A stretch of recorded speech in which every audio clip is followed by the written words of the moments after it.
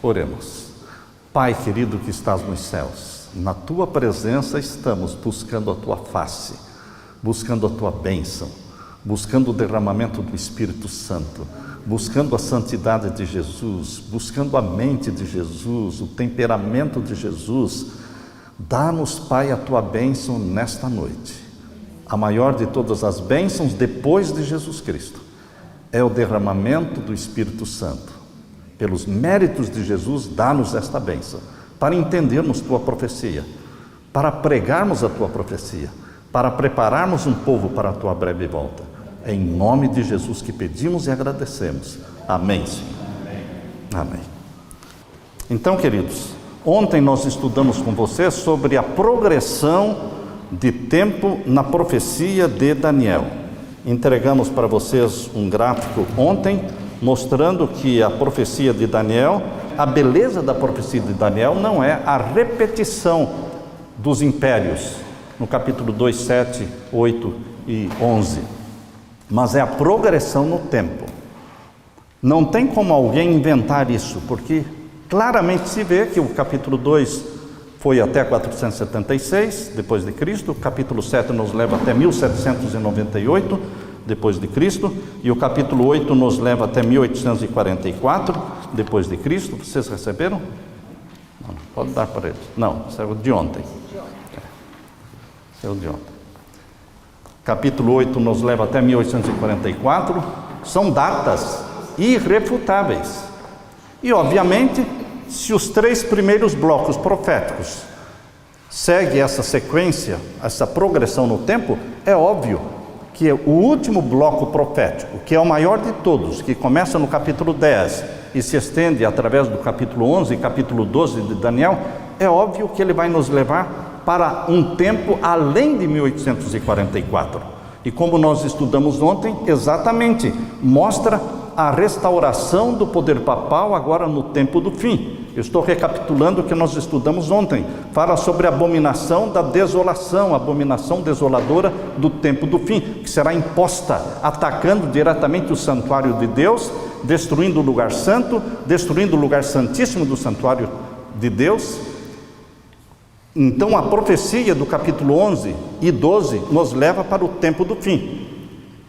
E fala também do papado, que vai estabelecer o seu trono em Israel, no Monte Santo, e fala também da destruição do papado, que vai ser o seu fim, e não haverá quem o socorra.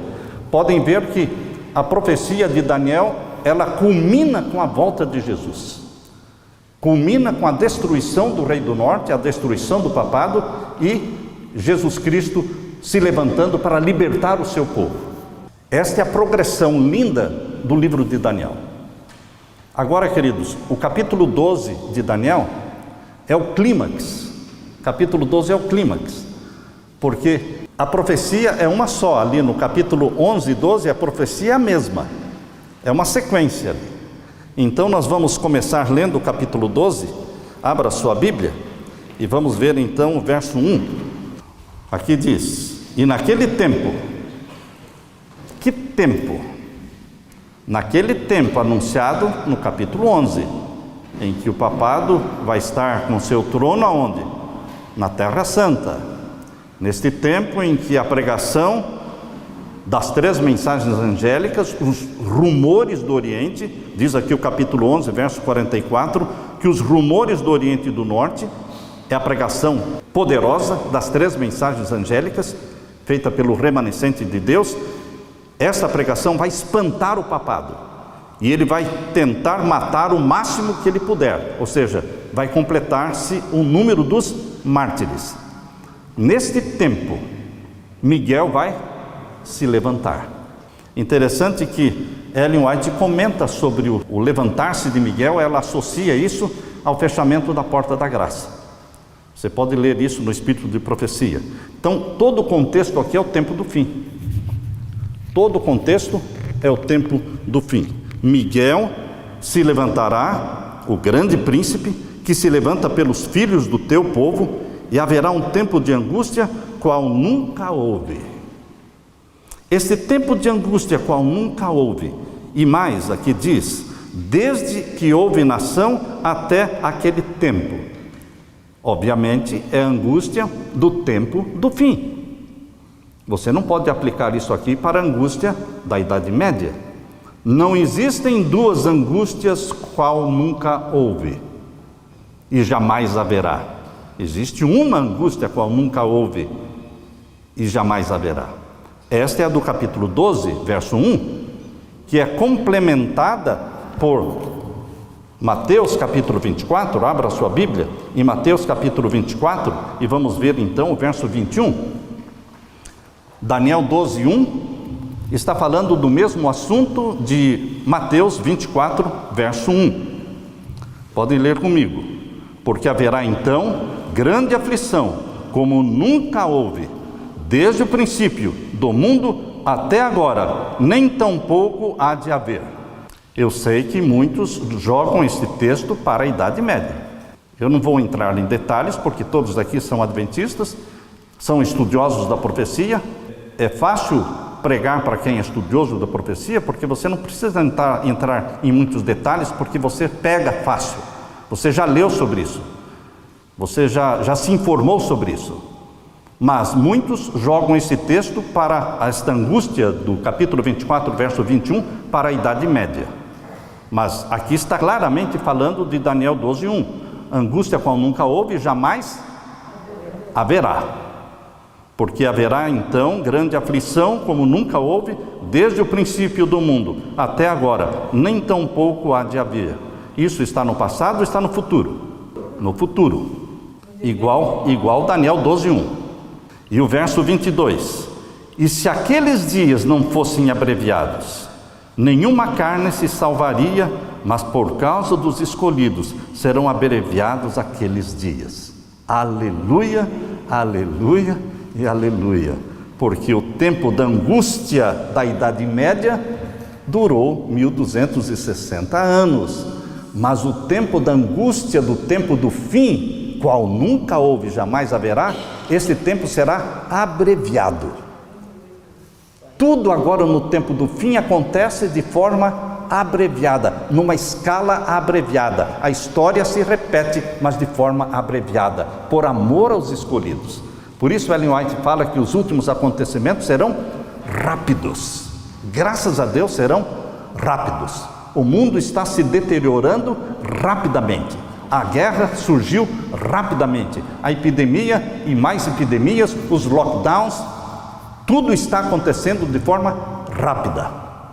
E nós estamos contentes porque estamos ouvindo passos de um Deus que está voltando. Todos os sinais que você assiste no mundo e acompanha os acontecimentos da história do mundo, estes são passos de um Deus que está voltando, fortalecendo a sua fé, firmando seus pés na profecia. Porque a profecia é dada para fortalecer a nossa fé, não é para matar a curiosidade das pessoas, mas sim fortalecer a fé daqueles que estudam. Então aqui nós já falamos para vocês ontem um pouco sobre como Deus alonga o tempo e como Deus abrevia o tempo. Pegando o texto de Números 14, 34, 40 dias espiastes a terra, um dia para cada ano. Portanto, vocês vão voltar para o deserto e vão vaguear pelo deserto 40 anos. Deus, para alongar o tempo, pega um dia literal e transforma em um ano. Esse é o princípio profético, dia-ano. Agora a Bíblia diz, Jesus diz, que agora no tempo do fim, a angústia será abreviada. Nós poderemos inventar alguma teoria de como Deus pode abreviar, mas seria prudente aceitarmos o que a Bíblia nos ensina. O mesmo método usado por Deus para alongar o tempo, Ele usa para abreviar o tempo. Ele pega a angústia de 1260 anos e abrevia para 1260 dias, 3 anos e meio. É um pequeno período de tempo, a última grande angústia. Graças a Deus. E queridos, esta pequena angústia de 3 anos e meio literais, ela é defendida pelo maior teólogo de Apocalipse da Andrews, John Paulin. Quantos daqui já ouviram falar de John Paulin? Hoje ele é professor lá, diretor da Escola de Religião de Loma Linda. Ele usa Apocalipse 13, verso 5, quando ele fala sobre os 42 meses, ele fala mencionando que serão 42 meses literais. O Evangelho de Patmos, se alguém quiser anotar, anota, esse é o título do livro dele. Foi uma meditação matinal que ele escreveu, The Gospel from Patmos, o Evangelho de Patmos, página 232.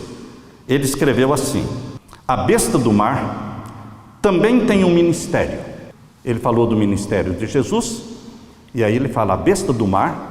Quem é a besta do mar? O papado. A besta do mar também tem um ministério, diz ele. De acordo com Apocalipse 13, 5, esse ministério tem uma duração de 42 meses, 3 anos e meio. Estou lendo textualmente o que ele escreveu. De quanto tempo foi o ministério de Jesus? Ele pergunta aqui. De quanto tempo foi o ministério de Jesus? Também de 3 anos e meio. Assim, a extensão do ministério da besta que subiu do mar é a mesma da de Jesus. A besta que subiu do mar é, então, uma clara contrafação do Filho de Deus, Jesus Cristo. O Evangelho de Patmos, página 232. Queridos, por isso se repete de forma abreviada, agora no tempo do fim, a profecia. Quando nós assumimos a posição de que profecias não têm dupla aplicação, quando nós assumimos que profecias não podem ser repetidas, não pode se repetir, nós perdemos muito da profecia. Porque decreto de morte que existiu, vai existir de novo. Foi no tempo da rainha Esther, agora vai existir de novo o decreto de morte. Decreto dominical que existiu no tempo de Constantino, 7 de março de 321, vai existir de novo agora. Tá certo? O poderio papal dominando o mundo da Idade Média vai se repetir agora no tempo do fim. O mundo chama isso de nova ordem mundial. Então, queridos, a história se repete. Se você quiser entender o futuro, você precisa ler o passado, porque a história se repete. Então aqui diz em Mateus capítulo 24, verso 22, que aqueles dias serão abreviados, porque se não fossem abreviados aqueles dias, nenhuma carne se salvaria, mas por causa dos escolhidos serão abreviados aqueles dias. Então verso 3 diz: então se alguém vos disser, eis que o Cristo está aqui ou ali, não lhe deis crédito. Está falando especificamente da volta de Jesus, não Idade Média, mas da volta de Jesus. Porque surgirão falsos cristos, falsos profetas, e farão tão grandes sinais e prodígios, que se possível fora, enganariam até os escolhidos. Se possível fosse, enganaria até os escolhidos. Será que Satanás vai enganar os escolhidos ou não vai enganar os escolhidos? Thalita e o Jonas estão pedindo para Leila e eu visitá-los na casa deles. Não é? Se eu disser para eles, se fosse possível, eu iria até lá, eu vou ou não vou? Como é que é? Não vou. Então, o que Jesus está dizendo é que quando Cristo se manifestar na terra, dizendo eu sou o Cristo, se fosse possível, enganaria até os escolhidos, porque vai ser uma contrafação muito forte. Ele vem parecendo Cristo, ele vem com a voz de Cristo, ele vem realizando os milagres de Cristo, pregando os sermões de Cristo, realizando milagres. A contrafação é muito forte. Se fosse possível, ele enganaria até os escolhidos. Mas por que não será possível? Porque a personificação que Satanás fará de Cristo será após o fechamento da porta da graça. Impossível enganar os escolhidos, porque já foram selados pelo selo do Deus vivo, já foram batizados pelo Espírito Santo, e a porta da graça já se fechou. E depois da porta da graça se fechar, nenhum ímpio se salva e nenhum justo se perde. Por isso, quando o maior engano de Satanás for concretizado, que é a personificação que ele fará de Cristo, os salvos estão selados. Por isso Jesus disse, se fosse possível, enganaria até os escolhidos, mas não será possível. Agora diz o verso 26. Portanto, se vos disserem, eis que ele está no deserto, não saiais. Eis que ele está no interior da casa, não acrediteis. Porque assim como o relâmpago sai do oriente e se mostra até o ocidente, assim será também a vinda do Filho do Homem. E aí o verso 29 fala da aflição, do escurecimento do sol, e a lua não dará sua luz, e as estrelas do céu e as potências dos céus serão abaladas, e então aparecerá no céu o sinal do Filho do Homem. Você entende isso como sendo algo que acontece em seguida, na sequência, ou 50 anos depois? Sinais no sol, na lua, nas estrelas serão sinais da segunda vinda de Jesus. Sim, porque aqui está falando isso. Mas lembrem-se, queridos, que os sinais que ocorreram em 1755, 1780, 1833, o grande terremoto de Lisboa, o escurecimento do sol e a queda das estrelas, foi anunciado para o mundo que eram sinais da segunda vinda de Jesus. Mas este foi o engano, este foi o motivo do desapontamento, porque não era a segunda vinda de Jesus. Aqueles sinais que aconteceram em 1755, 1780, 1833, eles anunciaram e prepararam o mundo para a chegada do juízo em 1844, juízo este que os mileritas adventistas entendiam que seria a segunda vinda de Jesus. Mas, se nós hoje continuarmos pregando que aqueles sinais eram sinais da volta de Jesus, então nós estaremos repetindo o mesmo engano. Aqueles sinais foram anunciando a chegada do juízo, que naquela ocasião começou pelos mortos. O juízo dos mortos foi anunciado. O tempo do fim já tinha começado em 1798, certo? O tempo do fim começou em 1798. Já estava no tempo do fim, mas não era a volta de Jesus. Era o início do juízo celestial, 1844. Agora, queridos, a Bíblia deixa claro de que esses sinais são sinais da volta de Jesus. Então tem que ter um outro complemento. Então tem que ter uma outra aplicação. Quando nós fechamos as portas para uma dupla aplicação, matamos a profecia. Estes sinais vão se repetir novamente. Grande tremor de terra, escurecimento do sol, da lua, das estrelas, caindo as estrelas, o céu se recolhendo como um pergaminho, exatamente como está em Apocalipse 6, verso 12 e 13, lá menciona os mesmos sinais, que ocorrerão agora no tempo do fim. Eles anunciam a chegada de Jesus, a volta de Jesus, e anunciam o início do juízo dos vivos. Deus não começou o juízo dos mortos sem anunciar. Anunciou.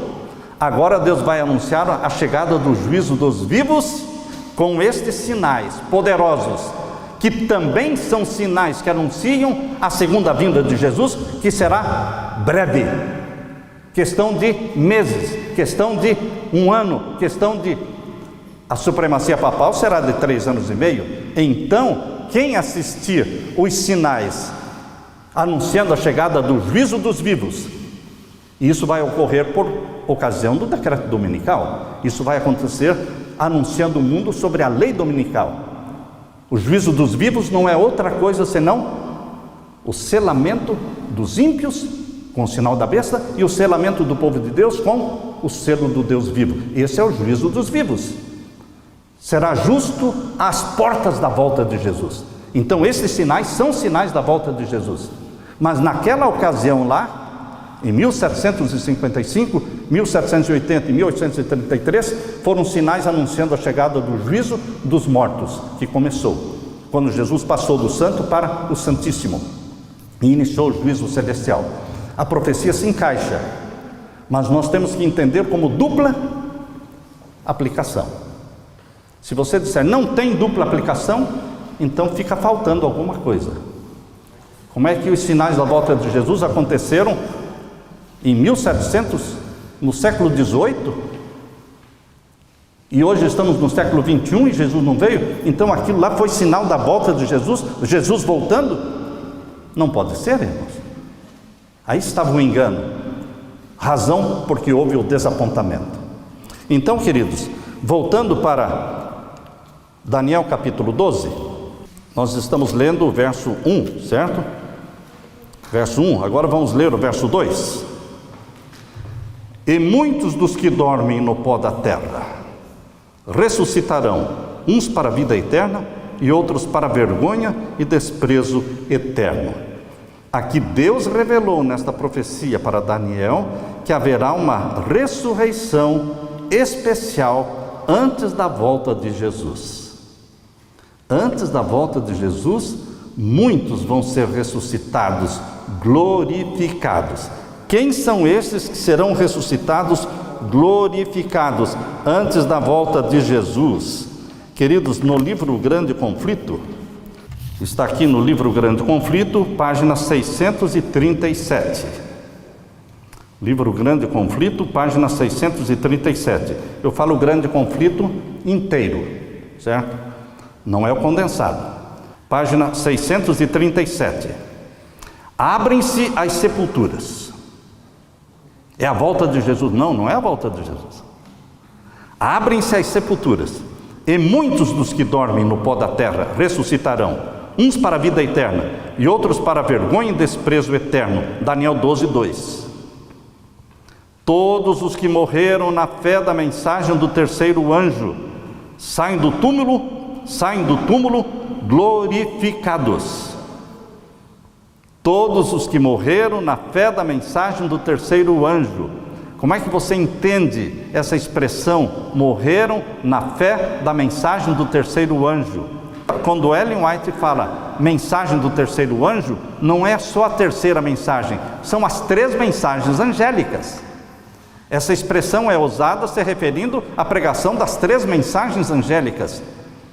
Os que morreram guardando o sábado, os que morreram pregando as 3 mensagens angélicas, eles serão ressuscitados antes da volta de Jesus, para assistirem à volta de Jesus. Aqueles que esperavam ver Jesus voltando no dia 22 de outubro de 1844, eles vão ressuscitar. Você não vai assistir algo que eles não vão assistir, eles vão assistir com você, toda aquela multidão. Não é lindo pensar assim? Todos os líderes, os José Bates, Tiago White, Ellen White, J.N. Andrews, Uriah Smith, Guilherme Miller, todos aqueles que morreram pregando a mensagem, esperando a volta de Jesus, sonhando em ver aquela nuvenzinha do tamanho de uma mão, que vai crescendo, crescendo, eles vão assistir este grande e maior de todos os eventos, mas vão sair do túmulo glorificados. Ninguém ressuscita velho. Ninguém ressuscita velho. Aliás, os ímpios ressuscitam velhos, mas os salvos todos ressuscitam glorificados, com cabelo, sem rugas, mas na mesma altura, viu, Leila? Na mesma altura. Na mesma altura. Vai crescer durante os 1000 anos no céu, mas a altura vai ser a mesma. Não é, queridos? Então, queridos, aqui diz, olha, abrem-se as sepulturas, e muitos dos que dormem no pó da terra ressuscitarão, uns para a vida eterna e outros para vergonha e desprezo eterno. Daniel 12, 2. Então esta ressurreição especial não é só de salvos. O texto de Daniel 12, 2 inclui também perdidos. E muitos serão ressuscitados para vergonha e desprezo eterno. Todos os que morreram na fé da mensagem do terceiro anjo saem do túmulo glorificados. Sabem o que significa glorificados? Não é só bonitos, perfeitos. Glorificados é que eles não estão mais sujeitos à lei da gravidade. Eles não estão mais sujeitos ao espaço. Não existe mais porta e nem paredes para eles. Pastor, qual é a prova disso? A ressurreição de Jesus. Jesus aparecia e desaparecia. Moisés e Elias apareciam e desapareciam. Com as portas fechadas, Jesus se colocou no meio dos discípulos. Que pessoas glorificadas não estão mais sujeitas ao tempo, ao espaço e nem à lei da gravidade. Glorificados. São seres humanos glorificados. É assim que nós vamos ressuscitar, porque assim como é Jesus, assim nós seremos também. Onde é que diz na Bíblia que nós seremos como Jesus? 1 João? Lá em 1 João capítulo 3, não é? Somos filhos e filhas de Deus. Vamos ler esse texto? De João capítulo 3. 1 João capítulo 3. Nós seremos como Ele. A ressurreição de Jesus não foi diferente do que será a nossa ressurreição, porque assim foi aquela multidão. Lembram-se daquela multidão que ressuscitou com Jesus? Saindo do túmulo depois da ressurreição dele, entraram na cidade santa e apareceram para muitos, mas era gente bonita, que chamou atenção, mas eles eram lindos, lindos, e eles diziam: nós ressuscitamos com ele, nós ressuscitamos com ele, e apareceram para muitos, e depois desapareceram. São seres o quê? Glorificados. Jesus também aparecia e desaparecia. Estão com um corpo humano glorificado, e nós seremos como ele. 1 João capítulo 3, verso 1. Vede quão grande amor nos tem concedido o Pai, que fôssemos chamados filhos de Deus.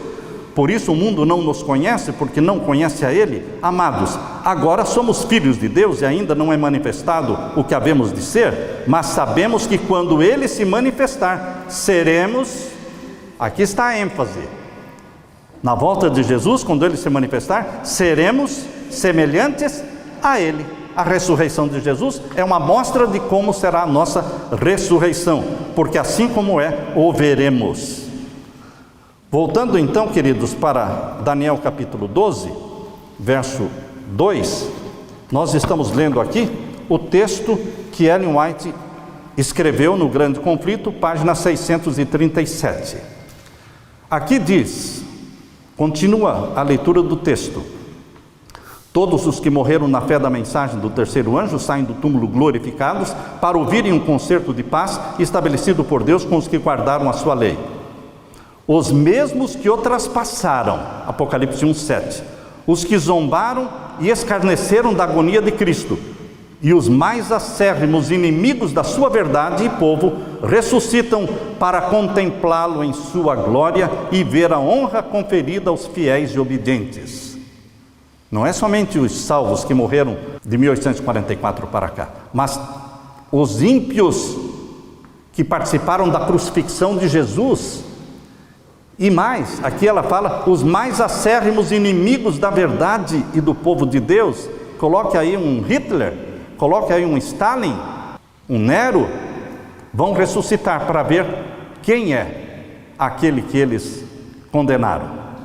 Queridos, nós lemos também no livro Primeiros Escritos, página 285. Primeiros Escritos, página 285. Eu quero ler para vocês. O texto é o mesmo texto que está no Grande Conflito, também está no Primeiros Escritos, página 285.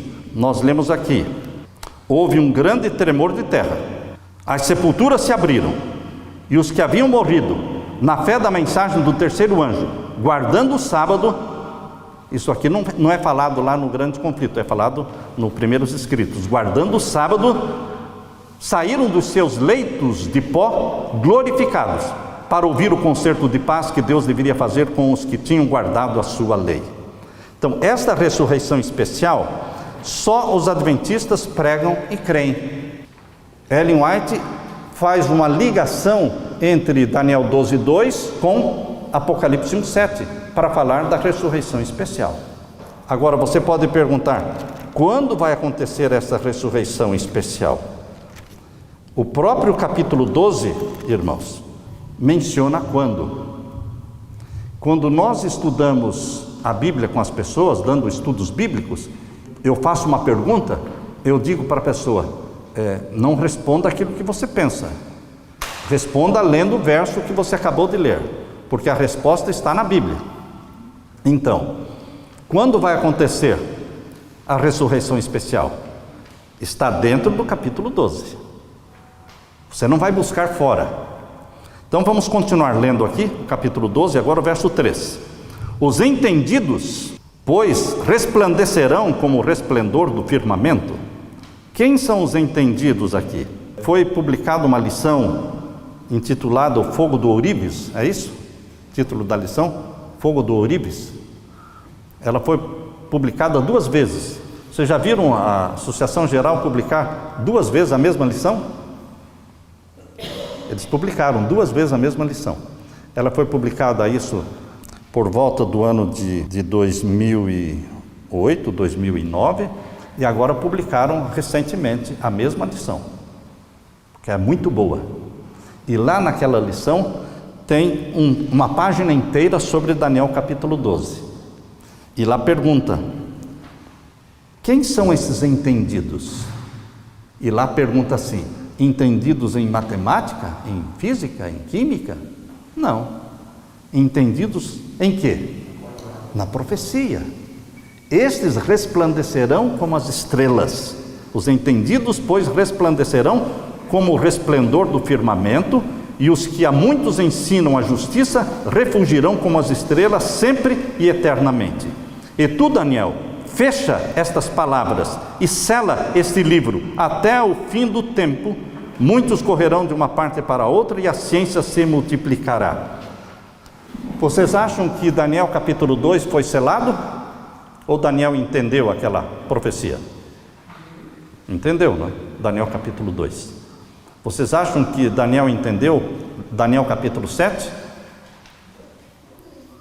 Porque a primeira vez que Daniel disse eu não entendo, fiquei doente, porque eu não entendo, é no capítulo 8. Capítulo 8, quando Deus deu a visão das 2.300 tardes e manhãs. Ele não entendeu. E Deus disse: não vai ser para agora, Daniel. É para dias muito distantes. Então, queridos, a parte selada do livro de Daniel é a partir das 2.300 tardes, capítulo 8, até o final do livro de Daniel. Porque esta última visão do capítulo 11 e capítulo 12, Daniel também não entendeu. É uma parte selada. A Bíblia fala de um livro selado, e a Bíblia fala de um livro que foi desselado. Não existem 2 livros selados e 2 livros desselados. Só existe um livro que foi selado na Bíblia e que foi desselado. A parte selada é esta parte de Daniel. E o livro desselado está em Apocalipse 5. Agora, se você disser, não é o mesmo. Bom, você pode falar que não é o mesmo. Mas então, onde foi desselado o livro que foi selado aqui? Se não é o livro de Apocalipse 5, então a parte selada de Daniel foi desselada onde e quando? Mais uma vez, Ellen White ajuda muito. Testemunhos para Ministros. Testemunhos para Ministros, página 110, 111, ali ela menciona: o livro selado de Daniel é desselado pelo leão da tribo de Judá. Ora, abriu a minha mente.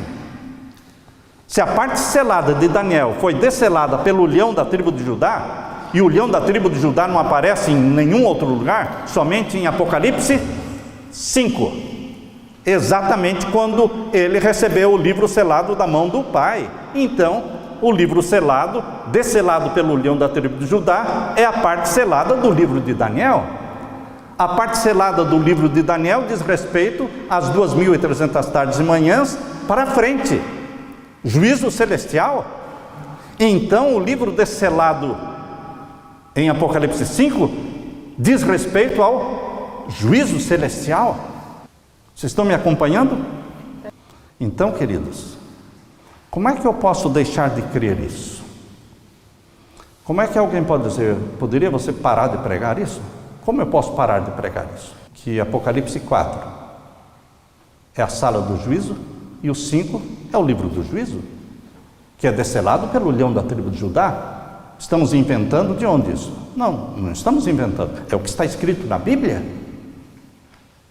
E quando você pega a lição da Escola Sabatina, de 1989, olha, vocês estão vendo ali, olha, o que está escrito ali, ó. Os adventistas do sétimo dia estão constantemente estudando a profecia. Não, isso ele falou das trombetas. Tá, tudo bem, vamos ler aí, mas depois ele falou a mesma coisa quando falou o início do estudo dos 7 selos. Olha como ele diz ali, ó. Os adventistas do sétimo dia estão constantemente estudando a profecia das trombetas. Como admitimos que não possuímos toda a luz, quem é dono da luz? Jesus. Sou eu? Não. É a igreja? Não. Foram humildes, não é? Admitimos que não temos todo o quê? Toda a luz. A lição reflete o pensamento da igreja mundial. Não reflete o pensamento do autor, não, mas do pensamento da comissão mundial da igreja. Como admitimos que não possuímos toda a luz, precisamos volver-nos para o Senhor e pedir a iluminação do Espírito Santo ao procurarmos compreender essa profecia das 7 trombetas. Esse mesmo texto aparece antes de começar o estudo dos 7 selos, porque a Conferência Geral, a Associação Geral reconhece que nós precisamos entender melhor os 7 selos e as 7 trombetas. Eles não colocaram esse texto antes das 7 igrejas, porque todos nós entendemos as 7 igrejas. Não colocaram esse texto em Apocalipse 13, porque todos nós entendemos o Apocalipse 13, mas colocaram antes dos 7 selos e colocaram antes das 7 trombetas, porque são os assuntos de polêmica, são os assuntos de discussão, porque uma grande maioria de teólogos defende que Apocalipse 4 é a ascensão de Jesus no ano 31. E que a sala que aparece ali em Apocalipse 4 é o lugar santo e não o santíssimo. E que o trono do Pai está no lugar santo ali em Apocalipse 4. Respeito? A gente tem que respeitar quem pensa diferente. Mas este é o pensamento oficial da igreja. Mas, graças a Deus, aí na lição diz que nós não temos o quê? Olha aí, ó. Vamos ler então os selos de Apocalipse 6, 1 a capítulo 8, verso 1. Estão sendo o quê? Reestudados. Se os selos históricos que colocam os 7 selos em cima das 7 igrejas, vocês sabem como é que é o historicismo, não é? Que coloca os 7 selos em cima do período das 7 igrejas e pega as 7 trombetas, coloca em cima das 7 igrejas, como se 7 igrejas, 7 selos, 7 trombetas se referem ao mesmo período de tempo, período histórico de tempo. Se isso já estivesse definido, não precisaria reestudar. Por isso eles abriram a margem. Foi isso que abriu a minha mente em 1989, irmãos. 1989, eu estudei a lição da escola sabatina, muito bem estudada. Estudei e continuo estudando até hoje. Porque abriu um leque para você entender os selos como juízo celestial e as trombetas como sendo acontecimentos escatológicos, acontecimentos finais. Abriu a mente. Então aqui diz, os selos do Apocalipse 6, 1 a 8, 1 estão sendo reestudados constantemente pelos adventistas do sétimo dia. Reconhecemos que esta é uma parte das Escrituras que requer cuidadosa investigação. Precisamos abrir o coração e a mente para o ministério do ensino do Espírito Santo, ao procurarmos a aplicabilidade especial dessa profecia à igreja, ao mundo, hoje em dia. E queridos, no decorrer, nesta lição de 1989, o editor-chefe, o editor da Conferência Geral, ele é o responsável pela lição. Quando estudou sobre os 7 selos, ele usou um dia da semana para falar sobre a interpretação histórica dos 7 selos. E usou os outros dias da semana para falar dos 7 selos como juízo. Quando chegou nas trombetas, ele usou um dia da semana para falar das trombetas históricas. E gastou o resto da semana falando das trombetas escatológicas. Foi isso que abriu a minha mente. Quando Deus tem uma verdade a revelar, Ele não revela para uma pessoa. Se você crê de uma forma que ninguém mais crê, só você, está errado. Está errado. Porque Deus não revela uma verdade para uma só pessoa. Mas este leque que se abriu foi da própria lição da Escola Sabatina de 1989. Então, queridos, voltando para Daniel capítulo 12, o conhecimento que fala aqui no capítulo 12, verso 4, Daniel fecha estas palavras e sela este livro até o fim do tempo. Muitos correrão de uma parte para outra e a ciência se multiplicará. Pode ser aplicado à ciência tecnológica, a invenção do avião, a invenção da internet, a invenção do iPhone, pode se aplicar? Pode, secundariamente. Tudo na Bíblia, você pensa assim, tem aplicação primária e secundária. Se você lê Ezequiel, onde fala sobre o Vale dos Ossos Secos, eu posso fazer um sermão sobre isso para falar sobre a necessidade da igreja hoje, do batismo do Espírito Santo, usar aquela ilustração do Vale de Ossos Secos? Pode. Essa é uma aplicação secundária. Por quê? A aplicação primária era para aquele tempo, para aquele povo, naquele momento. Aplicação primária. A secundária você pode usar, não é errado usar. Muitas pessoas acham que uma aplicação secundária não pode acontecer, não pode anular a primária. A aplicação primária não pode ser descartada. Então aqui em Daniel capítulo 12, verso 4, se você aplicar a multiplicação da ciência para a tecnologia, é uma aplicação secundária. Mas a aplicação primária é a ciência profética.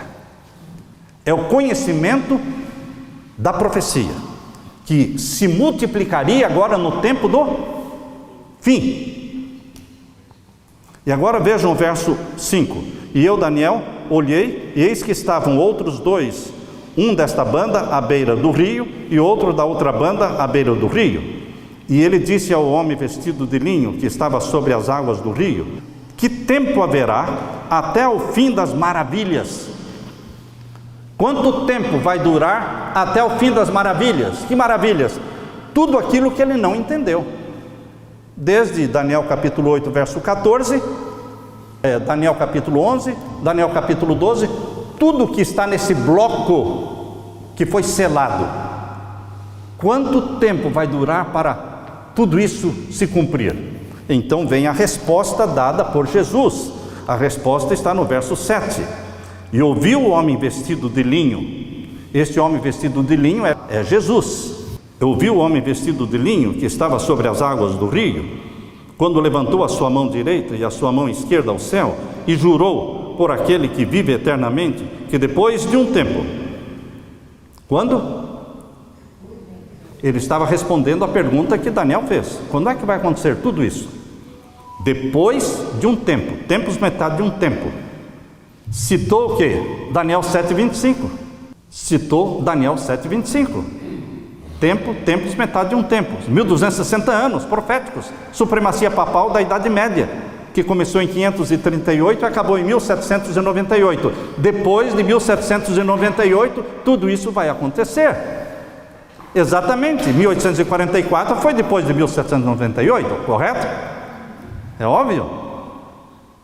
E a abominação da desolação mencionada no capítulo 11 é após 1844?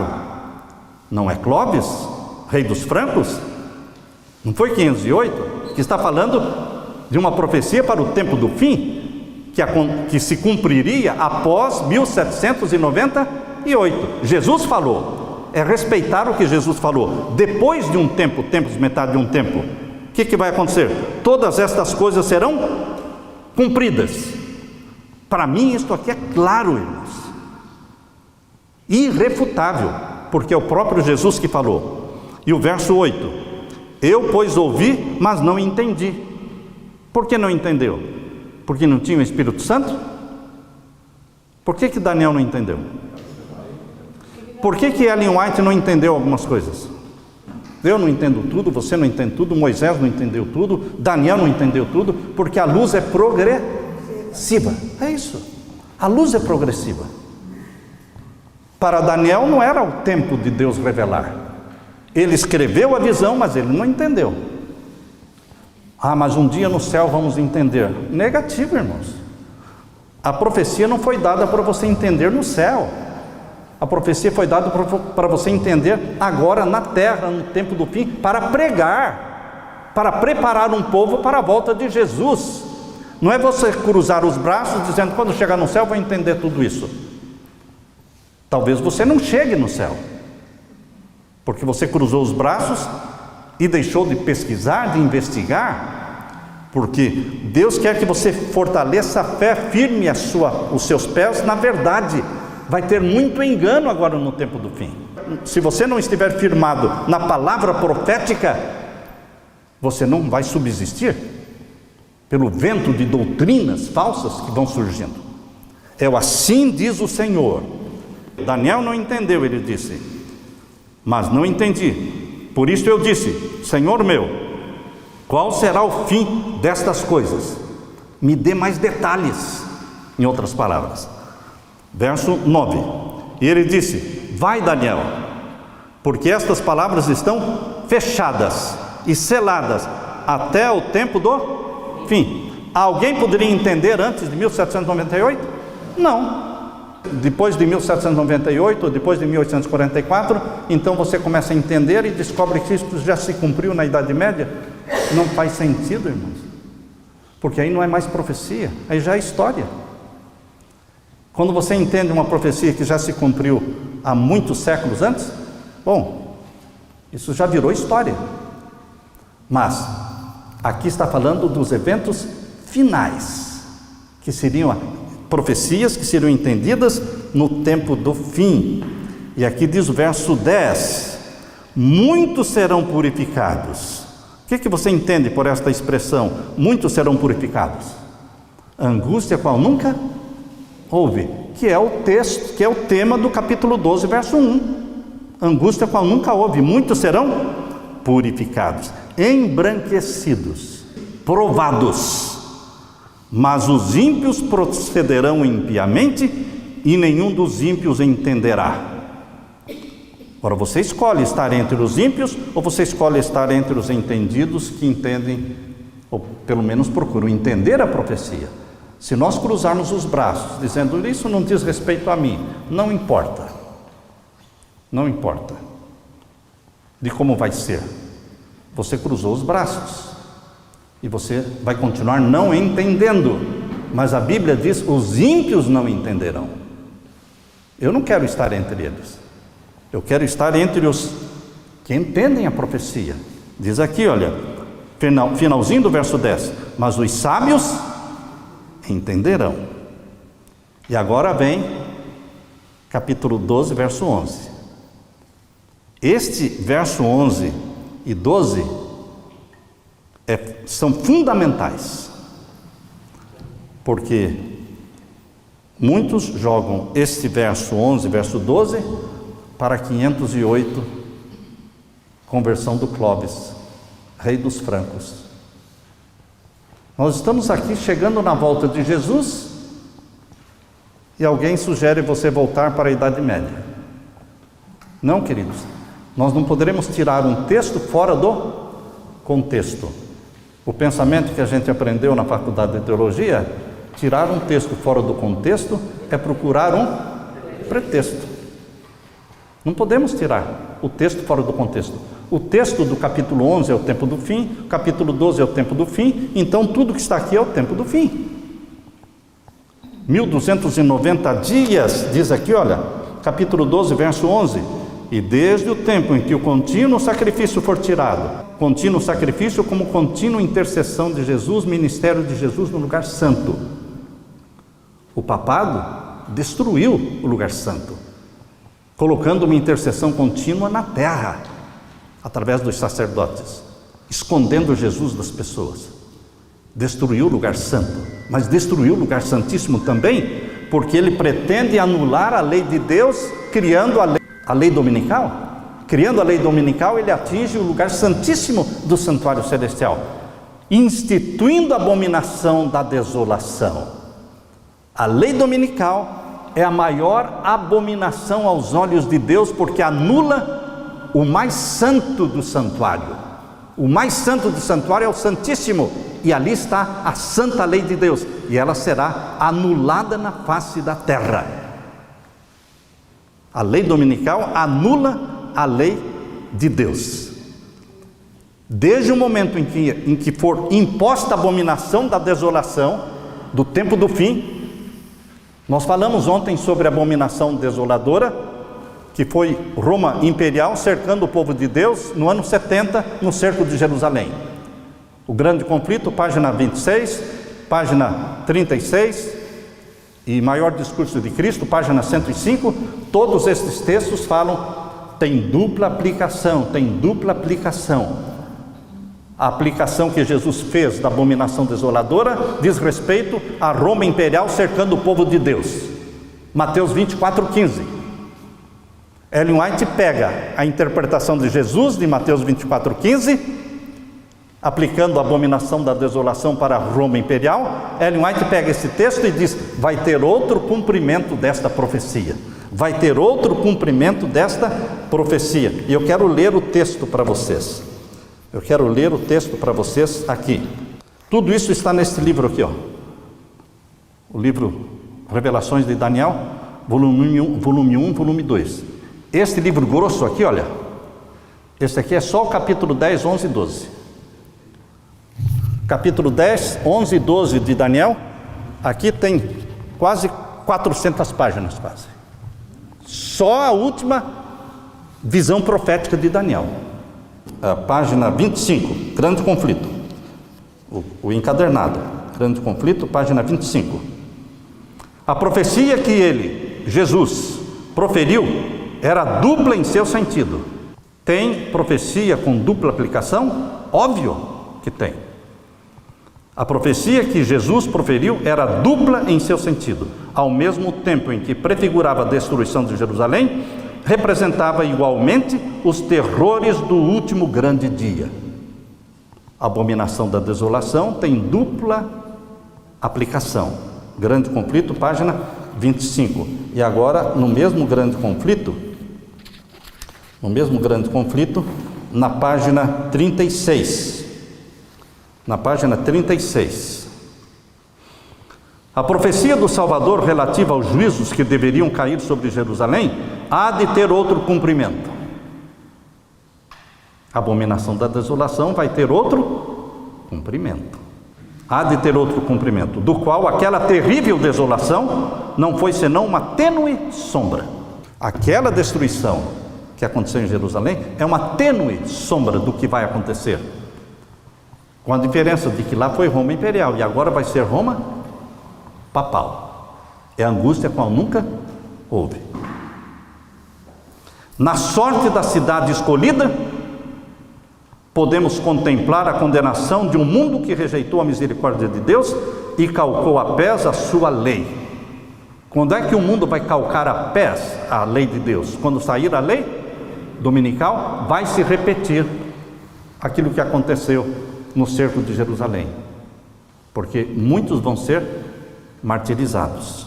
Aqui diz, mas naquele dia, ou seja, falando no futuro, quando sair o decreto dominical anulando a lei de Deus, naquele dia, bem como na ocasião da destruição de Jerusalém, livrar-se-á o povo de Deus, todo aquele que estiver inscrito entre os vivos.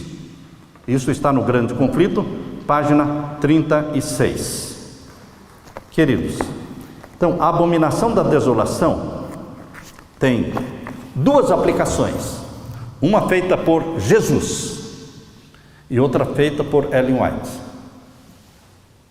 e as duas estão corretas. Jesus aplica para Roma imperial, Ellen White aplica para Roma papal. Mas quem aplica para Clóvis, o rei dos francos? Onde na Bíblia ou no Espírito de Profecia aplica-se a abominação da desolação que aconteceu em 508? Onde diz isso na Bíblia ou no Espírito de Profecia? Não existe. Não existe. Nós devemos ficar com a interpretação dada por Jesus e com a interpretação dada por Ellen White, e nos prepararmos para a abominação da desolação do tempo do fim. Queridos, a partir da aprovação da lei dominical, a abominação da desolação, nós vamos contar quantos dias? 1290 dias. Você tem aí o gráfico, não é? Foi o Samuel Santana que fez o gráfico. Esses 1290 dias está mostrando algo que vai acontecer no final deles. Então nós começamos com o decreto dominical, 1290 dias, e vamos correndo o tempo até chegar na ressurreição especial, Daniel 12:2, que está dentro do capítulo. Se alguém ousa dizer, isso não vai se cumprir, espere para ver, é cedo para você falar não vai se cumprir, não vai ter uma ressurreição especial, e alguém diz, não, vai ter a ressurreição especial, e quando vai ser? Não, eu não sei. Se você não sabe, então você não pode ser contra esta sugestão que a Bíblia está dando, de que pode ser no final dos 1290 dias. Se você não sabe quando vai ser a ressurreição especial, o capítulo 12 está sugerindo que vai acontecer alguma coisa, que é a ressurreição especial antes da volta de Jesus. E por que não pode ser no final dos 1290 dias? Você vai aplicar os 1290 dias para quê? Que coisa que você vai inventar, que vai acontecer no final dos 1290 dias? Você não pode inventar nada, você tem que aceitar algo que está escrito no contexto da profecia. Ficar com o que está dentro do contexto. Por isso, estamos sugerindo ressurreição especial no final dos 1290 dias, quando todos os que morreram na fé da mensagem do terceiro anjo serão ressuscitados, glorificados. E também os mais acérrimos inimigos da verdade. Agora, queridos, o verso 12. Bem-aventurado o que espera e chega. Olha, é como se você estivesse cansado, né? E você consegue chegar até 1335 dias. Eu estou contando no dedo os dias da volta de Jesus, irmãos. Eu não sei o dia, a hora, nem o ano, mas eu estou contando. E a minha oração todos os dias é: volte logo, Jesus, por favor, eu falo isso na minha oração, por favor, Senhor Jesus, poupa o teu povo, abrevia o tempo, volte logo, nós não aguentamos mais este mundo. Irmãos, não me falta nada, Deus me tem dado tudo o que eu preciso, mas eu digo, mas eu quero o céu, irmãos. Querido Jesus, eu quero o céu, o Senhor me dá tudo o que eu tenho, tudo o que eu preciso, mas eu quero mais, eu quero o céu, volte logo. Por que prolongar o sofrimento, a angústia? Então, bem-aventurado aquele que chega e alcança 1335 dias. Vai ser a volta de Jesus? Não existe nenhuma profecia que marque a data da volta de Jesus, mas Deus vai anunciar o dia e a hora da volta de Jesus. Isso vai acontecer no final dos 1335 dias. A lei de Deus será estampada no céu, cumprindo o que está em Apocalipse 11:19. Apocalipse 11:19 diz que a lei de Deus vai ser estampada no céu. E no livro Grande Conflito diz que a lei de Deus será estampada no céu. Todos vão ler os 10 mandamentos estampados no céu. Os ímpios vão ler também os 10 mandamentos. Essa é o primeiro evento que ocorre na 7ª trombeta. Pode ver que está na 7ª trombeta, olha aqui. É o anúncio, é a lei de Deus estampada no céu e a voz de Deus anunciando o dia e a hora da volta de Jesus. Só no toque da 7ª trombeta, que coincide com o fim dos 1335 dias. Lá está, Apocalipse 11, 15 a 19, e aqui embaixo, aqui está aqui, ó, ressurreição especial, Daniel 12:2 e 1:7, grande conflito 637.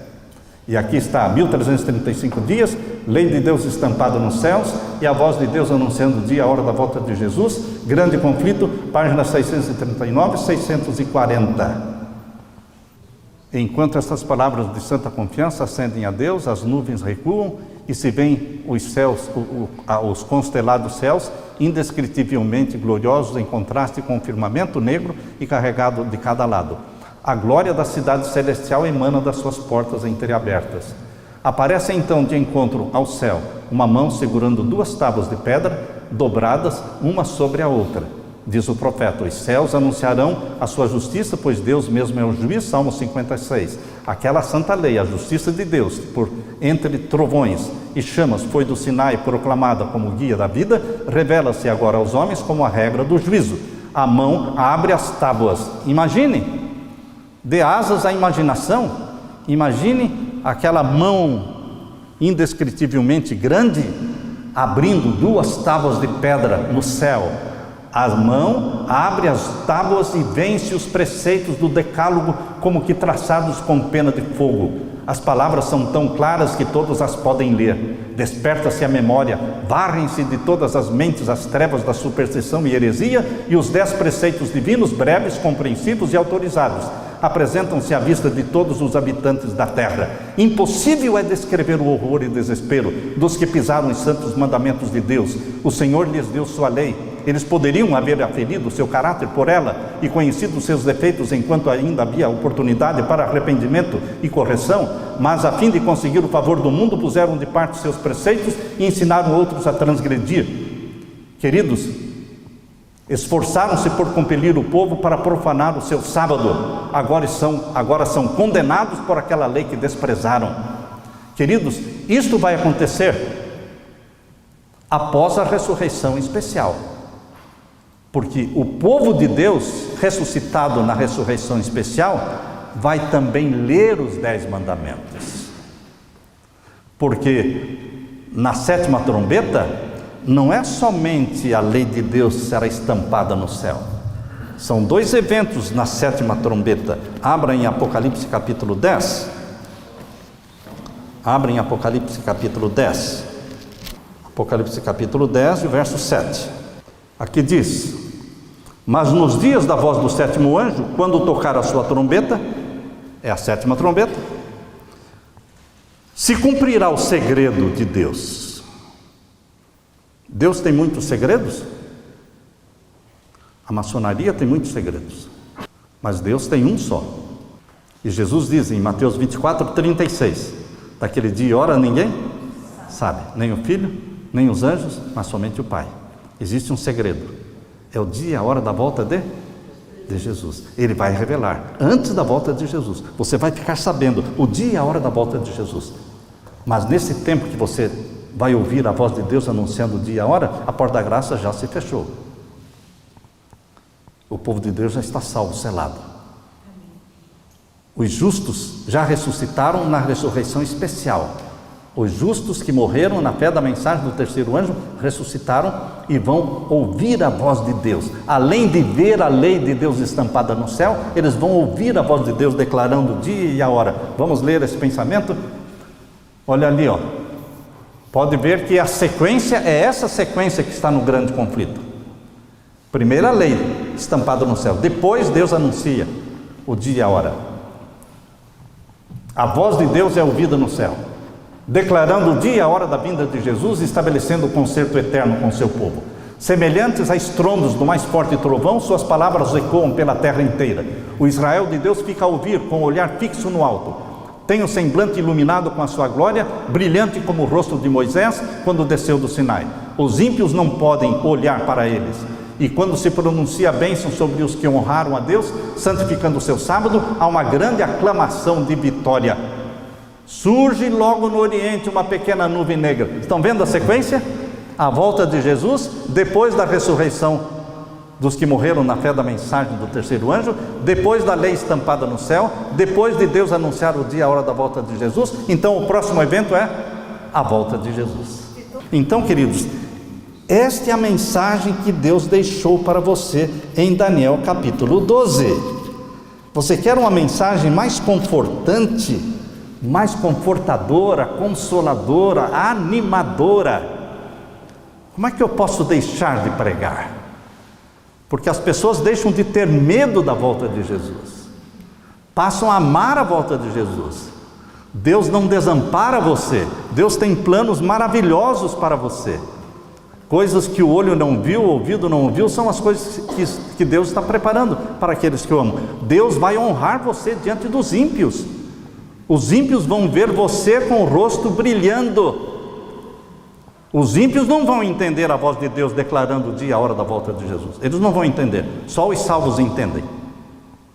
Os ímpios vão ler os 10 mandamentos, mas não vão entender a voz de Deus. Somente os filhos de Deus entendem a voz de Deus, declarando o dia e a hora da volta de Jesus. E agora o capítulo 12, irmãos, verso 13. Tu, porém, falando para Daniel, vai até o fim, porque repousarás. Você vai morrer, Daniel. Deus foi claro, né? Você não vai ficar vivo até aquele tempo, Daniel. Você vai morrer, tu repousarás e estarás na tua sorte. Qual é a sorte de Daniel? Ressurreição. Daniel será ressuscitado. Nossos queridos serão ressuscitados. Os pioneiros e fundadores da igreja serão ressuscitados e glorificados e levados para o céu. Amém? Amém. Aleluia, aleluia. Esta é a bendita mensagem profética de Deus para você. O livro de Daniel termina no clímax, no auge da volta de Jesus. Deixe-me orar com você. Pai Santo que estás nos céus, obrigado por esta bendita mensagem profética, que foi escrita não para o passado, mas para hoje, o tempo do fim, e que nós precisamos entender para pregar esta mensagem, preparar um povo para a volta de Jesus. Derrama sobre mim, os meus irmãos, o Espírito Santo, para que preguemos sem medo, que o Espírito Santo nos use para proclamar esta mensagem, preparando nossa família e também preparando um povo para a segunda vinda gloriosa de Jesus, pois é em nome dele que pedimos e agradecemos. Amém e amém.